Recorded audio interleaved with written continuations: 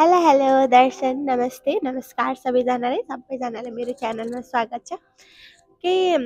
स्वास्थ्यको खराबी र कार्यव्यस्तताले गर्दाखेरि मैले केही समयदेखि भिडियो हाल्न पाएको थिइनँ। त्यसको लागि हजुरहरू समक्ष म माफी माग्न चाहन्छु। अब आज हामीले महाभारतको दोस्रो अध्याय अर्थात् सभा पर्व सुरु गरौँ है त। अब यसलाई सभा पर्व किन भनिएको हो भन्दाखेरि चाहिँ धेरै राजनीति चलखेल होइन, धेरै बाधा विघ्नहरू आउने जीवनमा होइन, कसको जीवनमा कसले विष कोलिदिने, त्यो कारणले गर्दाखेरि चाहिँ यसलाई सभा पर्व भनिएको हो। अनि यो चाहिँ कहाँबाट सुरु हुन्छ भन्दाखेरि जब अगाडिको पाठमा हामीले सिक्यौँ लाक्षागृहमा आगो लागिसकेपछि माता कुन्ती सहित 5 जना पाण्डव वनको यात्रामा जानुहुन्छ र सोही वन यात्रा जाने क्रममा उहाँहरूलाई चाहिँ विदुरले के भन्नुहुन्छ भन्दाखेरि हजुरहरू आफ्नो पहिचान लुकाएर बस्नु होला भन्नुहुन्छ होइन। अनि पहिचान लुकाएर बस्ने क्रममा चाहिँ उहाँहरू सबैजनाले ब्राह्मणको वेश लिनुहुन्छ र सबैजना वनको यात्रामा निस्किनुहुन्छ। अगाडि बढ्दै जानुहुन्छ होइन, अनि एकदमै रात परिसकेको हुन्छ र उहाँहरू एउटा ठुलो सालको रुखको फेदमा बस्न चाहनुहुन्छ र जुन जङ्गलमा उहाँहरू बस्न चाहनु भएको थियो त्यहाँ चाहिँ दुई राक्षसी दुई बहिना, दाइ हिडिम र बहिनी हिडिम्बा अथवा हिडिम्बी होइन, जे नाम भन्दा पनि हुन्छ, उहाँहरू चाहिँ मान्छेको गन्ध पाएर मान्छेलाई खानलाई लागेका थिए, राक्षस र राक्षसनी।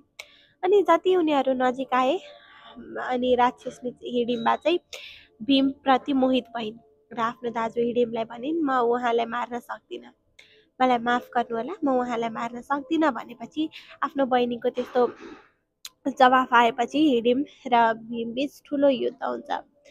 कहिले भीम मूर्छित हुन्छन् त कहिले हिडिम। यसो गर्दा गर्दै अन्तिममा भीमले हिडिमलाई पराजित गरिदिन्छन् र उनले हिडिम्बासँग बिहे गर्छन्। हिडिम्बासँग बिहे गरिसकेपछि समय अगाडि बढ्दै जान्छ होइन। अनि त्यसपछि उहाँहरूबाट केही समयपछि घटोत्कच नामको एउटा पुत्रको जन्म हुन्छ, जसको चाहिँ अब महाभारतको युद्धमा होइन, अन्तिम युद्धमा कर्णलाई शास्त्र दिएका थिए इन्द्रदेवले, त्योबाट बच्नको लागि अब कसलाई प्रहार गर्ने भन्दाखेरि चाहिँ उनी प्रहार हुन पुग्छन् र त्यसको कहानी हामी अगाडि छिट्टै सुरु गरौँला। अनि यतिकैमा समय बित्दै जान्छ अनि उहाँहरू त्यहाँबाट राक्षस लोकबाट निस्केर अनि जानुहुन्छ। जाँदा जाँदै उहाँहरू पाञ्चाल राज्य पुग्नुहुन्छ र पाञ्चाल राज्य पुगिसकेपछि उहाँहरूको चाहिँ अनि त्यसपछि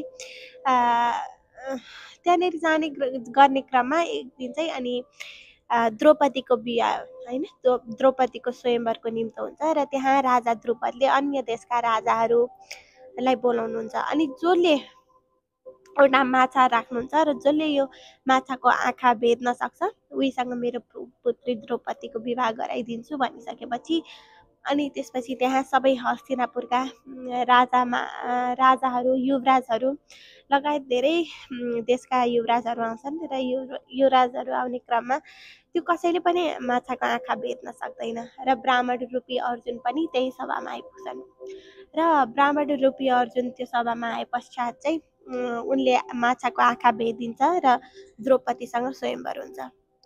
अनि यसै कहानीमा अर्को के पनि सिक्न चाहन्छ धेरै, त्यतिखेर सभामा कर्ण पनि थिए तर उनलाई चाहिँ सुत पुत्र भनेर द्रौपदीले उनीसँग विवाह गर्न चाहिनन् र ब्राह्मण रूपी अर्जुनसँग विवाह गरेर उनी वन प्रस्थान गर्छिन् र वन प्रस्थान गर्ने क्रममा अब 5 जना भाइ आमासँग जान्छन्। माता कुन्तीको समक्ष गएर आमा हामीले तपाईँलाई उपहार ल्याइदिएका छौँ, विशेष गरी अर्जुनले भन्दै सक्दा माताले त्यो के हो उपहार तिमीहरू बाँडेर ल्याऊ यति भनिसके पश्चात उनीहरूले माताको वचन काट्न सक्दैनन् र माताको वचन काट्न नसकेपछि द्रौपदी कसरी पाञ्चाली भइन्, कसरी पाण्डवकी श्रीमती भइन् भनेर कतिलाई लाग्ला होइन। यसै गरी उनले आफ्नो माताको वचन काट्न नसकेर उनलाई पाञ्चाली भनेर राखियो। अब यसपछि के भयो होला त होइन, अब द्रौपदीले प्रतिकार गरिन् कि गरिनन् होला भन्ने कुरा हामीले अगाडिको पाठमा सिक्दै गरौँला, बुझ्दै गरौँला है त। यति भन्दै आजको लागि बिदा लिन्छु। हजुरहरू सबैले मेरो च्यानल सब्सक्राइब गर्नुहोला। हजुरहरूको दिन शुभ रहोस्, हजुरहरूको रात शुभ रहोस्।